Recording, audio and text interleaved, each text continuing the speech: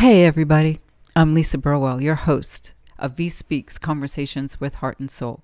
We're in season 6 and we've been doing this podcast for the last 5 years and learning more and more about everybody. And we're sitting in a gorgeous studio today, makeshift studio, at Melissa Skowlund's, the owner and principal designer of Summerhouselifestyles in Watercolor Origins, her new location. Melissa, welcome to the podcast. Thank you, Lisa. Thanks for having me. Welcome. So happy you're here. I've known you now for 15 years. Amazing. Isn't that crazy? Yes, that's crazy. When you first moved into town and our offices in your place that you had then in Grayton Beach were close by one another. And when I first walked into your store, I just couldn't believe it. I was overwhelmed with the level of sophistication, just your showroom, and then you would have like a little corner with clothes, and I'm like, these clothes are so gorgeous, and your pillows and everything. And I always have said to people that if you want a white couch and you want a big white couch, the only person that you need to talk to is Melissa, because she has the best. I mean, I don't know if it's a particular brand or you just sort of cornered the market on couches. Let's just start in a random place there with. Well, I'm just a big quality girl, so I think that when you walk in, you see the quality of the pieces that I and the vendors that I use. You know, I'm always all about the quality, and it's more about the quality than the look. But when you have high quality, the look comes with that. Mm-hmm. Well, what I noticed in your first iteration here 15 years ago was the taste level that you have, and you had it back then. And so I suspect you've always just had an innate ability for good taste. Tell me about when you first knew, I think I know what I like and I think I have good taste. I mean, I think I just grew up feeling pretty confident, and my mom kind of indulged me a little bit with clothing. I was the fourth daughter, and my older sisters all were dressed the same, and they were all very close in age, and then there was a 4-year gap, and then myself. So they're jealous because I always got the new clothes, because there were no more hand-me-downs after three girls, and then I have a younger brother. Okay. So my mom really indulged me and allowed me to kind of have my own personal style from a very young age, and then I ended up working in the clothing industry, as a teenager, and I worked at a tennis store. Tennis is my second passion besides design. So I do love tennis, and I worked as a buyer in the tennis industry for a little while when I was in high school and college. So I kind of always knew what I liked, and I always went, gravitated towards things. And then people would always kind of ask me to outfit them. Some ladies would come in and say, put my outfit together. A story that you were telling me about is the person that you were working for in the tennis shop took you on a buyer's trip. Yes, when I was just 16. And so it was really exciting for me just to kind of get into that industry and see the showrooms in Chicago and all that. And my eyes were opened. As we grew up in just outside of Milwaukee, so it wasn't a long drive, but we'd go to Chicago and go to the buying trips and go to the Mart. And that's kind of when I fell in love with all things design and clothing and style. Well, I went to market in Atlanta many, many years ago when my husband was working on his parents' home, and we were there for 4 days, and it was, like 7 a.m. till 7 p.m. And, when you go with somebody else, you sort of argue about what you should buy and shouldn't buy. Like, it was a workout. Right. So when you go to market, it's fun, but it also possibly is one of the most tiring things that I have ever done in my life. And you go to market a lot. I do. So I go twice a year to High Point. How do you ramp up for the trip to market? You know what? I'm so inspired when I go to market. Okay. And I always go and I'm thinking, oh my gosh, I don't want to go to market. It's going to be exhausting. And it is exhausting. Yeah. It does. It takes a lot of energy. It takes a lot out of me. But I also get so inspired because I'm always seeing new design and new fabrics. I mean, it's like me. I'm just like a kid in a candy store with fabric and, wallpaper and things like that. So I get inspired, and it's always fun. And I have all these relationships. So I always walk away, exhausted, yes, but inspired. What is your favorite market? Because there are a lot of them. High Point Market is definitely a highlight. And, it's not clothing. It's all design. It's all furniture. And I think it's expansive. So that's the exhausting part. I usually walk at least 8 miles a day. I like to walk High Point. I don't like to, a lot of times they do offer transportation. They have buses that will take you all throughout Market. And I'm sure the girls that work with me are like, please, let's take the bus. But and sometimes we'll take an Uber or something like that. But I find it just like when I'm going to explore a neighborhood, I think walking is always the best way to explore something. And then otherwise you miss things. So I like to see every little bit, every new light, every little nuance, all the colors that they're showing and all the things like that. So we walk Market, and it is exhausting, but it's also inspirational. And we always come back with great ideas like, oh, we should put this here. Or I think of a client that I'm like, that rug would be amazing in her house, something I hadn't thought of before. And you also take some of your clients with you to Market. I have, yes. Very, select people have either asked or, we've said it would be great for you to come pick out rugs. I mean, there's no better place to find rugs than High Point Market. And, the special client that, we have a very tight relationship with, which actually almost all my clients have become dear friends. I mean, I've done 4 or 5 houses for several people. My first client that I worked with, Sue Lavin, and her husband, I think I'm on the 5th house with them, and they're just going to be building an LC court coming up here soon. So here. Yes, they built here, Watercolor, Grayton Beach, Blue Mountain Beach, Seagrove, and then now LC Court. Wow. And all new builds? Yes. Well, actually one was a remodel. So Grayton Beach was a remodel, and actually Blue Mountain was a tear down. So yeah, it is a very personal relationship. Yes. When you are basically transforming or remodeling somebody's home, right? So the relationships are always maybe the most important thing that you cultivate, and to have somebody that you're on your 5th home with, you've done that numerous times. Correct. You even have a client that you're currently working on in Palm Beach, and isn't that the 5th home for them as well?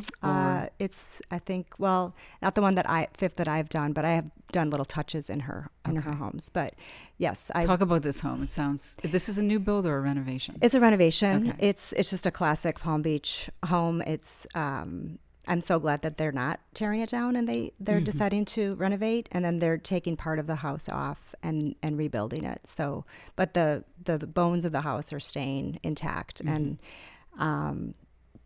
Peter Papadopoulos from Smith & Moore Architects, he's amazing, and he's working on it. And they've got a great team of builders and people that are going to really make this house incredible and take it back to its glory. Wow.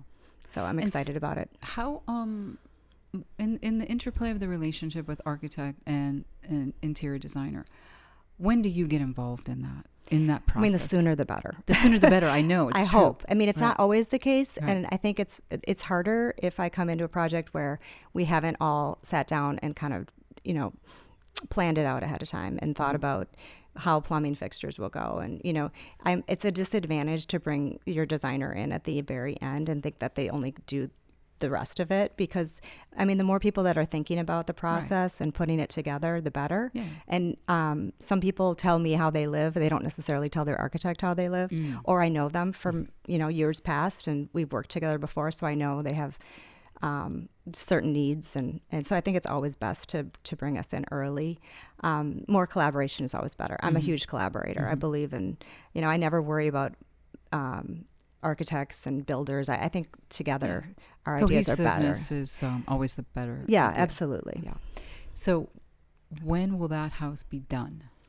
It's going to be about 24-month build. 24. That's not bad. That's Well, it's not at bad. all. Yeah. I mean, again, the building's staying intact, and then they're building on. They're tearing half the house down. They're adding a basement, actually, which is very interesting in Florida. Yeah. Very uncommon, but they're adding a basement with How do you wine room. excavate down It's very when intense. the house is still there? I mean, they don't have currently they have a very mechanical basement, but they're Okay. actually putting in a full basement. Okay. Which is, I mean, I really don't know all the details on how that works, but it's pretty incredible. Been impressive. In Palm Beach, they have tunnels, like at Mar-a-Lago, there's a tunnel that you go Right. through to get to the beach side. Right.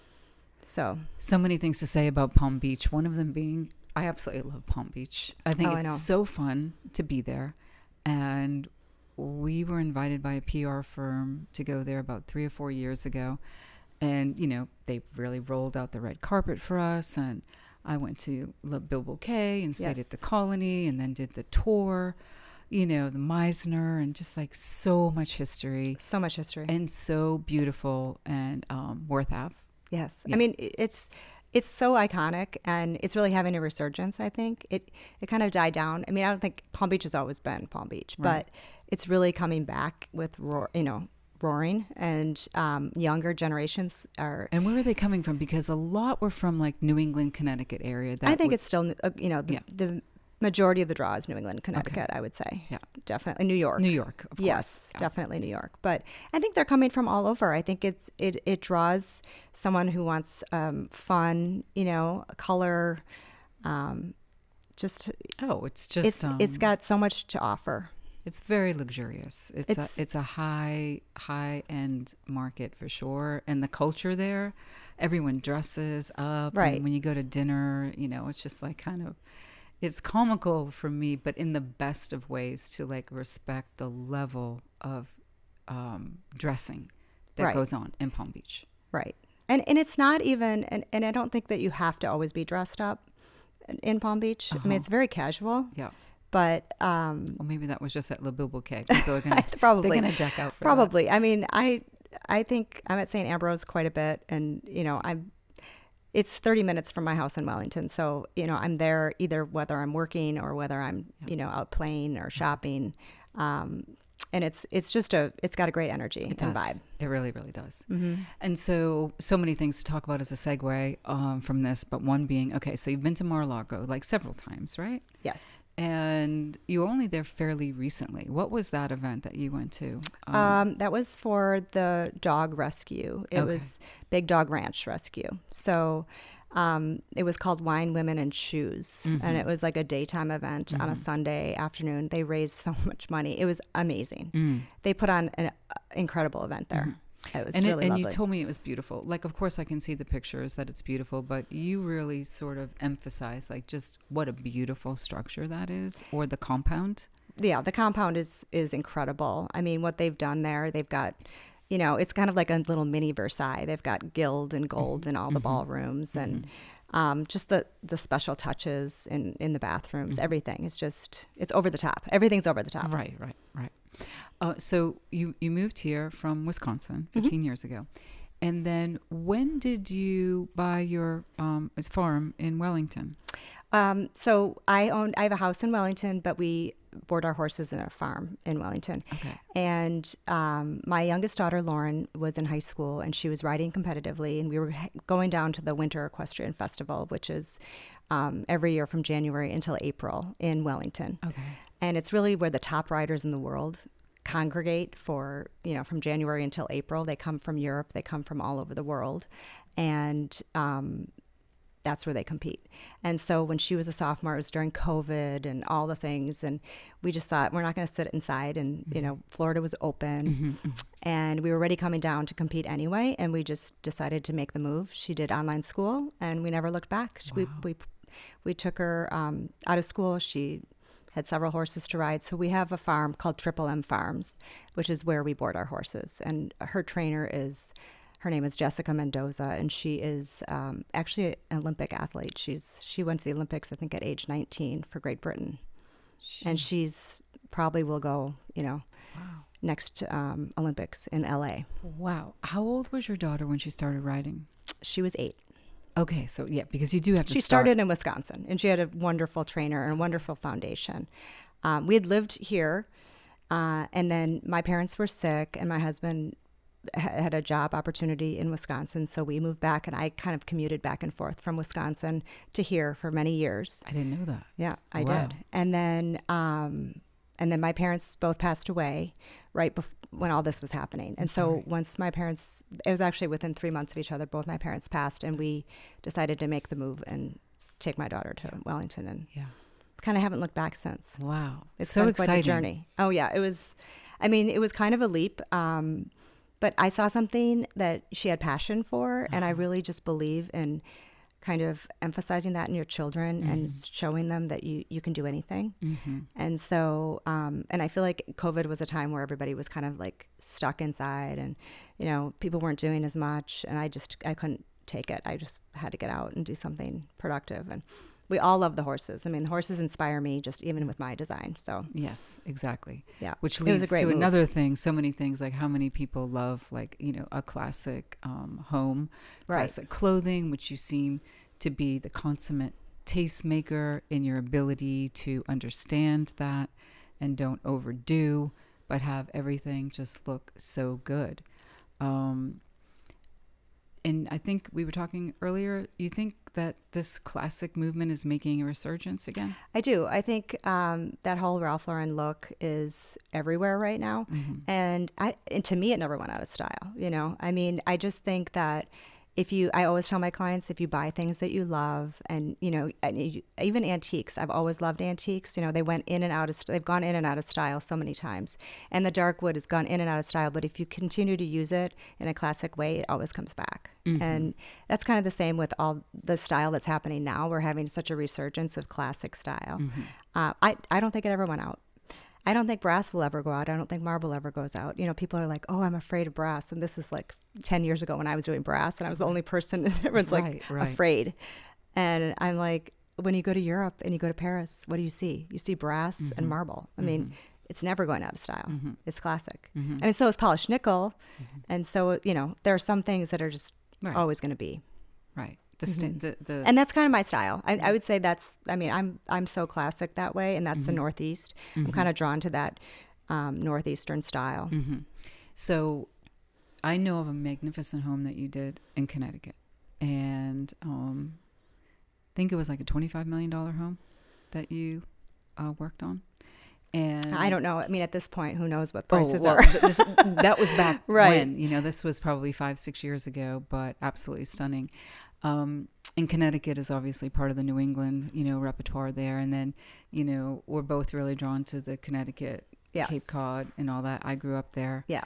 And then you just have a propensity for loving the look and the sensibility. I do. That Northeastern shingle style. I mean, it doesn't get better. Nantucket. I mean, you go to Nantucket and everything is shingle style. It's so awesome. Yeah. So the house in Connecticut, I'm really proud of that one. I'm hoping to get up there this June and get photography so we can. Good. Yes, please. I haven't done a great job of doing that because I'm more interested in the product than trying to push myself. I get it. And if you need any help doing that, let me know because we have a magazine. Right. We live and die by rich photography, right? And telling stories, you have to have good photography to tell the story. And I have been wanting to publish that home for several years now. So let's make it happen this year for sure. Yes. And, so many things to talk about, but just in the small, short conversation that we've had so far, how are you juggling motherhood?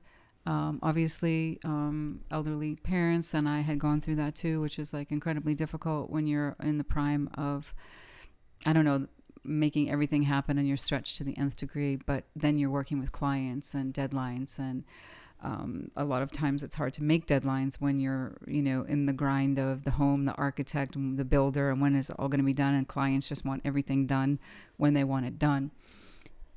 How do you process that level of commotion and stay steady? And then what is it and how do you have the sensibility to basically juggle all the balls?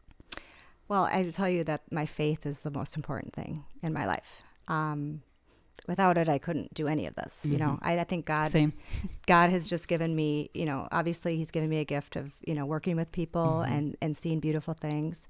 And I've definitely struggled with, okay, so I have, I sell nice things and expensive things. And I've struggled with, is this wrong? Or is this bad? But I've come back to, I'm supporting artisans that have these beautiful skills. And, I try to really work with people I have respect for and I trust and, companies that I have faith in. And so, I think that if you have faith and you just allow God to open doors for you, that's just the way you got to really lean in. And I think being a working mom is rough and very, it's difficult.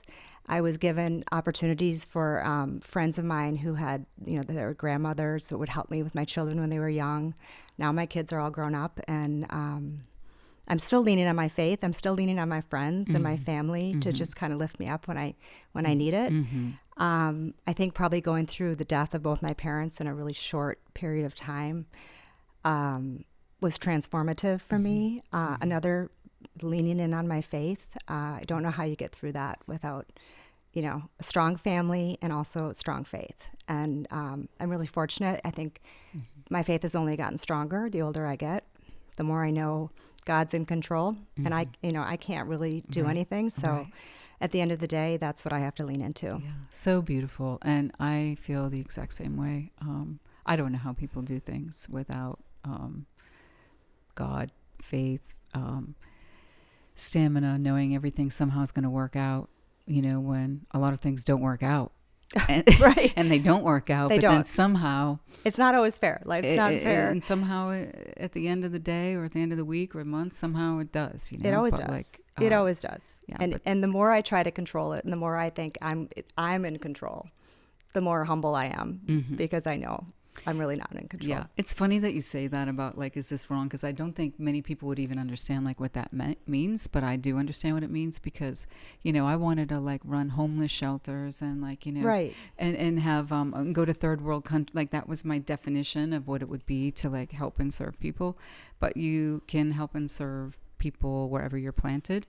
And we're all supposed to create, we're supposed to create things. And if that's your gift, you're supposed to use it, use it or lose it. Exactly. Right? Well, and that's what I've come to is that I've been given that gift from God, and that's what I just want to try to make the world more beautiful. I try not to be wasteful. I try to use things to the best of my ability, and I try to make people's lives better because I'm helping them do something they can't do on their own. Yeah, I know. That's so, and then they just must be so thrilled with, your masterpiece, when it's done, even if it's a collaboration, because there's a lot going on with that. There's a lot going on, and I really love collaborating with my clients.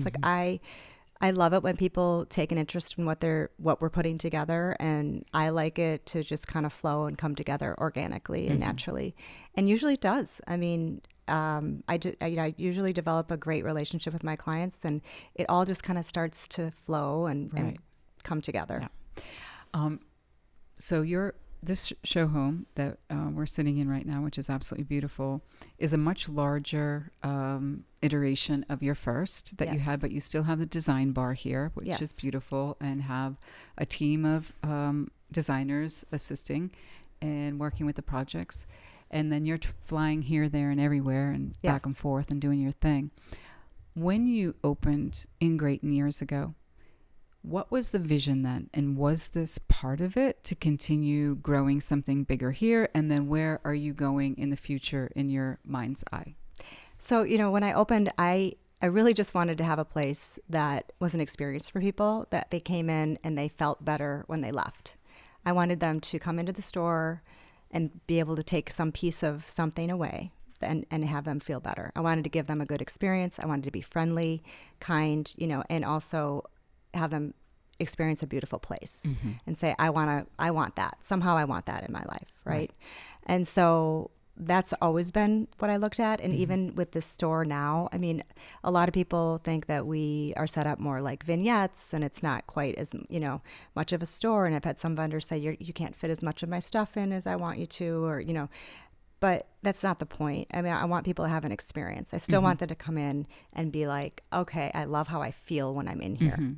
It's really experiential. Right. So when I come in here, and I usually, will walk straight in and see the dress table. So it's either dress for Christmas or Easter or the holidays or whatever, and the absolute finest things that you can possibly have on the table. And then you're selling the products and all of that and giving people ideas. So when you come in, you get your own idea. You might buy something in here, you might not, but some people are going to be browsing they're in an art gallery instead of going to buy something in a store. Obviously, you would like more people to buy than not. Look at an art gallery. That's not the point.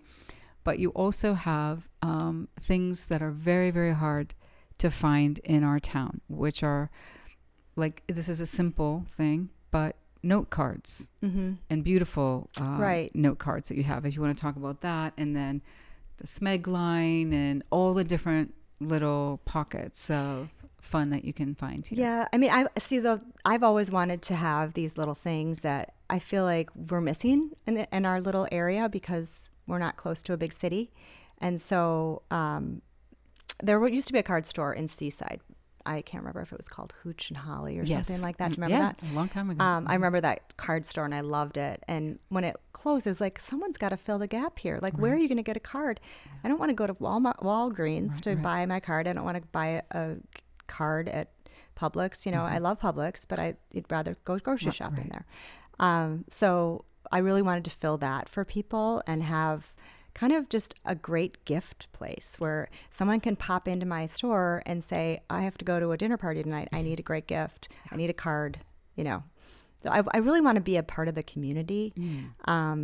So that's always been part of my vision, is just to be a part of the community. And then, you know, bringing in the toasters and the smeg. I think I love the line. It's great, Staub. And we don't have anywhere to go. We have to drive all the way to Williams-Sonoma or... Right. You know, I don't even know where you would drive in Panama City Beach. By the way, yeah, just that. Right. So you and Williams. And for us, it's, you know, that's a 40-minute drive sometimes. So I just want to be able to be that for the community. Right. And then jewelry. Yep. And sunglasses and Crew. And I don't know if you just carry Crew. Yeah, just Crew. Which is a really great line of sunglasses. And then the clothing. There's a little clothing nook back there that everything I touch and see is just like out of this world, amazing. I've never even seen half of the products that you find. I mean, they're really highly curated, and it definitely, like, I dig it. I love the taste level of it. So I've told you a couple of times, if you expanded your clothing line, you'd probably do really well with that too. I'd love to do that. I mean, Willow has got kind of a hold on the clothing here. They do a great job. We like to have, it started out, I think, me having a need to not have time in my life to being a mom, going to market, going to all these things. I was like, I need to be able to get clothing, and so I would buy for myself, and I would just have some extras for other. It's just like, it started out that way, and I'd really like to expand it. I love clothes. This is kind of like I told you, it started at a young age. I was indulged. I'm sure my sisters would agree, because they were wearing hand-me-downs and I wasn't. But I've always liked clothing. And so I hope to expand that someday. But we've got Ann Mashburn and TWP, which are great lines, and not seen everywhere else. So I try to stay unique. I'm trying to do something that at an elevated level that you aren't going to see everywhere else. Yes, I will attest to this, that women who like clothes, which is most women, please come in here and check out what you have here, because it's really great. I know that in August, we have our annual luxury real estate magazine, and one of your clients' home is going to grace the cover. Talk about the home, what you did with it, where it's located, and sort of your mixture of, like you were talking about earlier, where you're mixing some classics with antiques and etc. Okay, so the clients are Cynthia and Jeff Gregory, and they're just incredible people. I mean, I feel like I'm a better person because I know them. They've really blessed my life in incredible ways and taught me a lot. Just in general, just about being a better person. And I feel really, again, I just feel honored that I was able to work with them. I'd helped her a little bit with her house in Origins, where they lived while they were building. And she's just she loves antiques. She loves, old things. She likes the juxtaposition of old and new. She loves acrylic, but she still likes the old bleached out antiques. And she's just got she's an artist too. So she's actually an amazing, remarkable artist. And she has excellent taste. So she's one of the women that I would take to market with me. She's just got great taste, and we work together so well. I mean, I can't wait for you to see the house. It's incredible. It's incredible. And Jeff Chick did an amazing job designing it. He always does. I know. And you know what about Jeff? He was always good. Yes. But his last couple of years of homes have been unbelievable. I know, it's next level. Is he next level or what? So he really is. Yeah, he's shown me a couple of projects that were out of the area as well. And, he's just... Good for him. Yeah, he keeps getting better. Yeah, he's really good. Mm-hmm. And then I think that their story, they have a foundation, Lauren's Legacy, and Did you say Lauren's Legacy? it's called Lauren's Legacy, Mm-hmm. in honor of their daughter. And it's just, it really welcomes in for the community. It's a crisis pregnancy foundation, and they offer all kinds of things from counseling to clothing to medical care for all these women who have a crisis pregnancy. Wow. And it's an incredible organization. So Is it, does she have a location for that? yeah, that it's in people can go? Freeport right Okay. now, and they're in the process of, they bought some land and they're going to be expanding it. So Wow. yeah, it's incredible.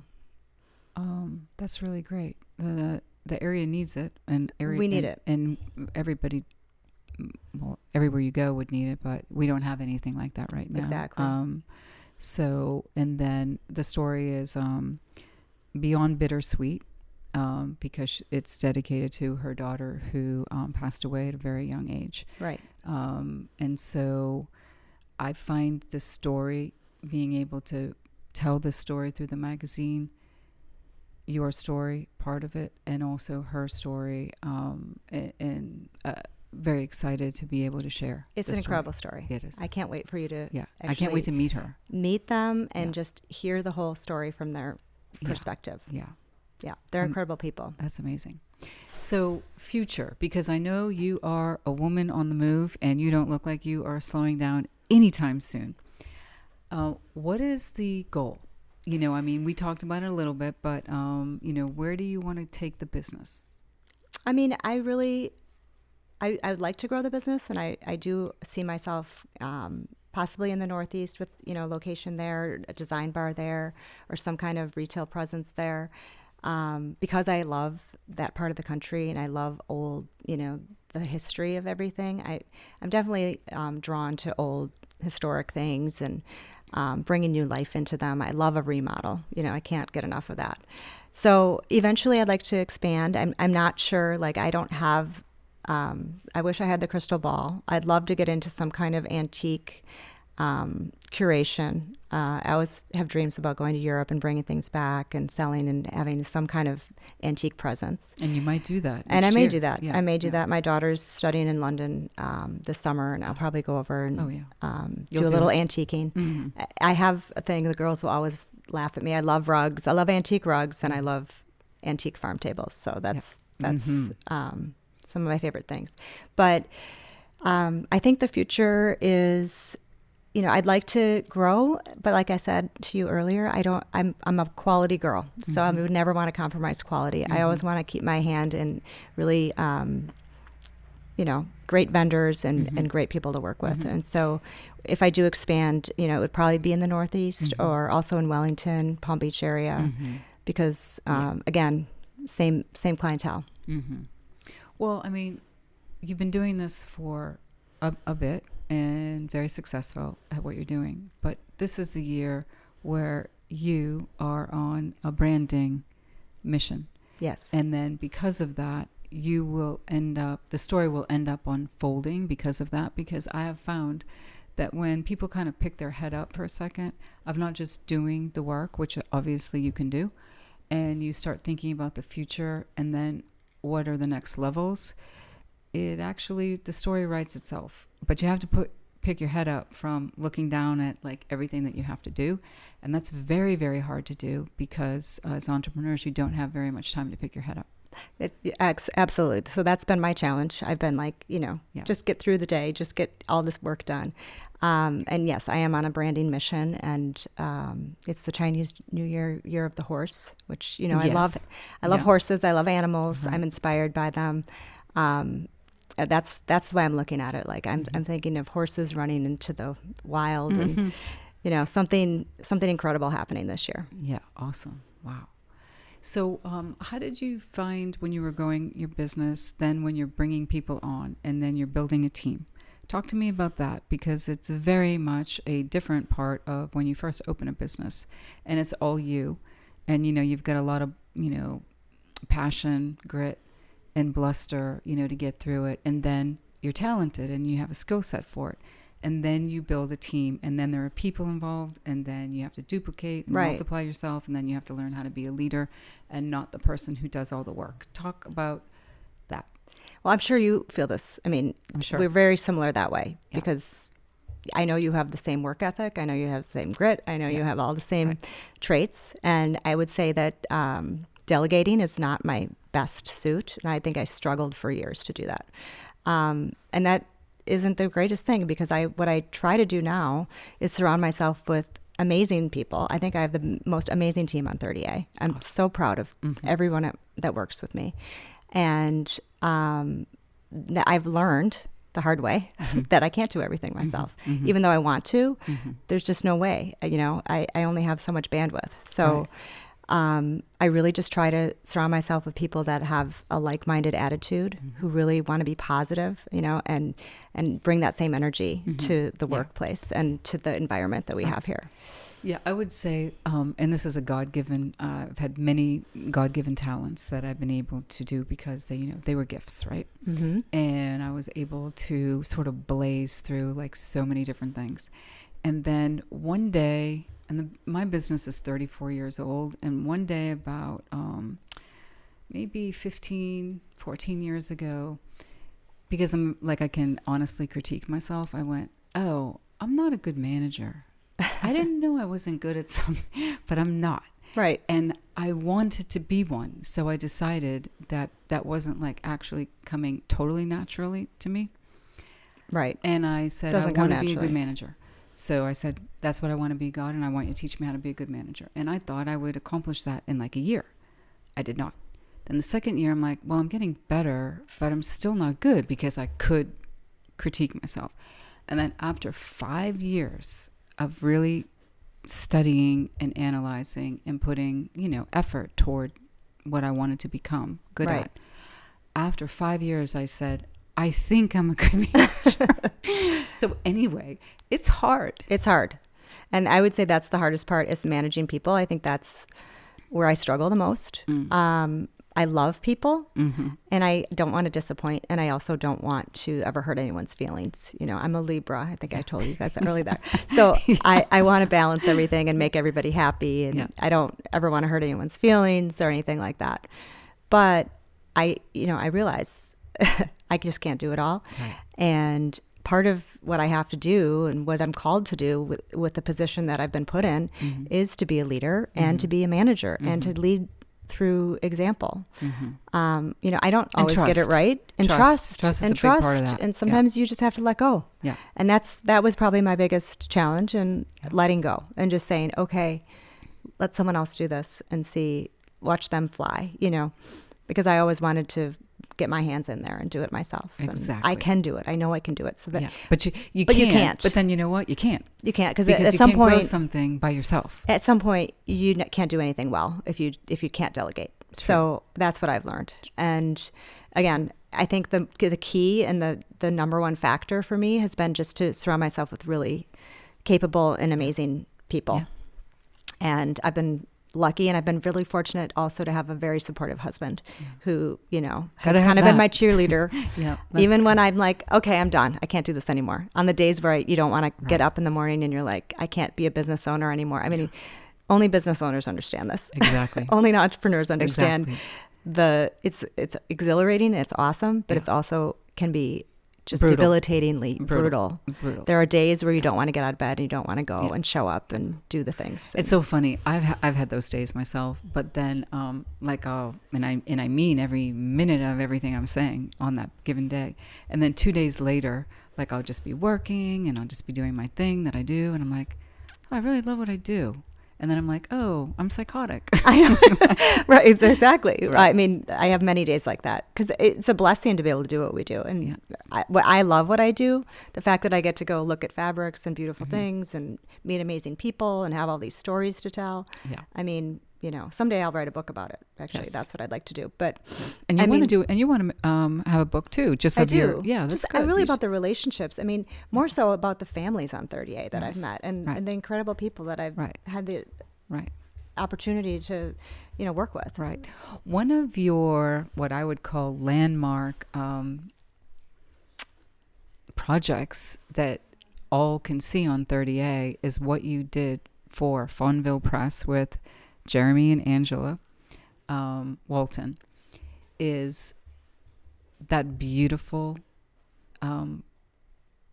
creation that you made there. And it was so different for our area. But tell us the story about how that happened. When you drive by it, do you say, wow, this is so much exactly what I wanted? Do you love it?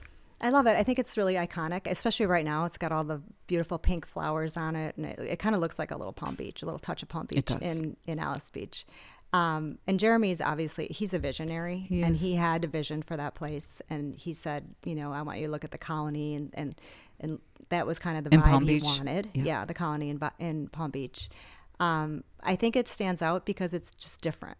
Because 30A is so white and so, and it doesn't have a lot of those like touches of old Florida that a lot of places do, especially Palm Beach with the pink wallpaper and the palms. And it's actually, I think it's brought some fun back into design. And I think Fawnville, that project kind of was like the stepping stone to more fun wallpaper. I mean, wallpaper, I always say, is the new shiplap. Like we're doing a lot of wallpaper. Yes. And it's fun. I love it. And awesome. And it looks so making fun. everything and more textural and really, I love it. Yeah, it makes a big difference. And I've noticed a lot more wallpaper in the last 4 or 5 years creeping in. And this wallpaper of today is not the wallpaper of yesterday. I mean, amazing. The material, the design and everything. So I have a joke for you. Like, who still knows how to do the craft of hanging wallpaper? Like, where do you find these people? Well, we only have one couple that does it. Really? Yeah. Oh, they need to train some people. They do need to train some people, or I need to get some people. I always say I'd love to have an in-house wallpaper person. Yeah. There's a couple that do it for us, and they're amazing, and they work together. But they've been doing it for us for years. Yeah. And believe it or not, we've been doing wallpaper for years. We were probably one of the first places that was doing wallpaper. 15 years ago, I was doing wallpaper. Yes, yeah, I remember. Not a lot of it, not as much as we are today. But people are embracing texture, which is so awesome. Yes, it is. But it is hard to find people, especially in our small little town. Right. That do the wallpaper. Well, could you also talk about, the pillows and the fabrics, and you're basically, making your own products and selling them here in the store as well? Yep. So a lot of the pillows that we do are fabrics that I just choose from our fabric library, and we have our own. We have a seamstress that makes them for us, and I'll use custom trim and little details, a little micro flange or something like that on the pillows, and we have our summer house tag on them. So a lot of the bedding that we do in the homes that I work on we do a lot of custom bedding and custom pillows. I love that. Yeah, that's probably one of my favorite things to do is just let's make some pillows for the store. All right. Well, they're beautiful. And we'll be showing all of this as well for everybody so that they can see and almost touch like all of the beautiful things. I'm thinking like a working headline for this podcast for you is just like making things beautiful. And that's what you're doing. And I can't wait to have some fun with you this year and go down and cover your home in Wellington, as well as that. I really, really want to get a look-see and some photos on that house you're doing in Palm Beach as well. Yes, definitely. And just to continue to tell the story about like how prolific you are, how much you have going on, that you're the consummate tastemaker. And I've been asking you to be on the podcast for maybe 2 years now. So I'm so happy that we did it. I finally did it. We finally did it. Yes. Well, thanks. Thank you for having me. You're welcome. I hope you enjoyed our chat today with Melissa. Summer House Lifestyles here is absolutely beautiful. Come check it out. And we, as I've said a couple of times, be covering Melissa all year in the magazine. It's a beautiful day here in sunny Florida. Thanks, everyone. Have a good day. Bye.